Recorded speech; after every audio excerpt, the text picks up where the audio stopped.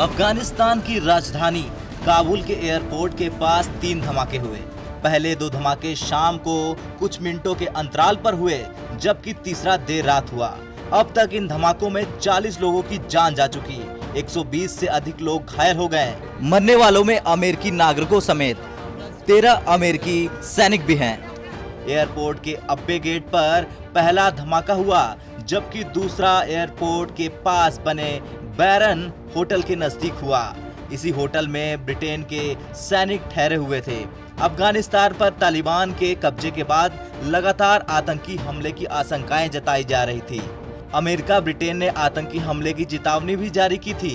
15 अगस्त को राजधानी काबुल पर कब्जा करने के साथ ही अफगानिस्तान में तालिबान राज की शुरुआत हो चुकी थी।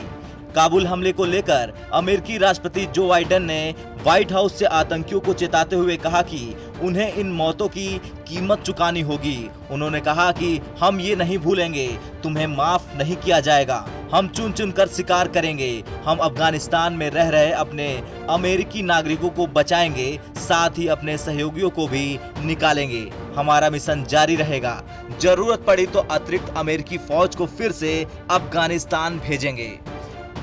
काबुल एयरपोर्ट पर सीरियल धमाकों की भारत ने भी निंदा की है।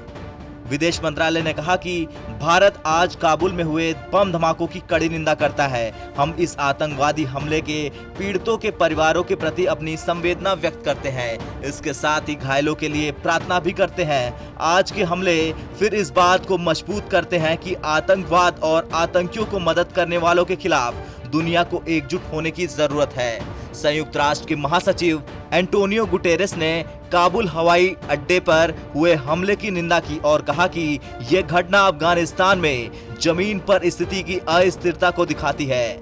महासचिव के प्रवक्ता स्टीफन ने दैनिक प्रेस वार्ता में कहा कि महासचिव इस आतंकवादी हमले की निंदा करते हैं, जिसमें कई नागरिक मारे गए और घायल हुए। वह मारे गए लोगों के परिवारों के प्रति अपनी गहरी संवेदना व्यक्त करते हैं। अफगानिस्तान की स्थिति पर सवालों के जवाब में स्टीफन ने कहा कि संयुक्त राष्ट्र हताहतों और घायलों की गिनती कर रहा और बताया कि अभी तक की बात करें तो इस हमले में कोई भी संयुक्त राष्ट्र का कर्मचारी हताहत नहीं हुआ है। तो वहीं इस्लामिक स्टेट खोरासान प्रांत ने आधिकारिक रूप से दावा किया है कि काबुल हवाई अड्डे पर हुए आत्मघाती हमले में उसका ही हाथ है। इसके साथ ही उन्होंने एक ऐसी तस्वीर भी जारी की है। बताया जा रहा है कि ये तस्वीर उस आत्मघाती हमलावर की है जिसका नाम अब्दुल रहमान अल लोगहरी है और वो संभवत लोगार प्रांत का रहने वाला है। ब्यूरो रिपोर्ट, भारत तक।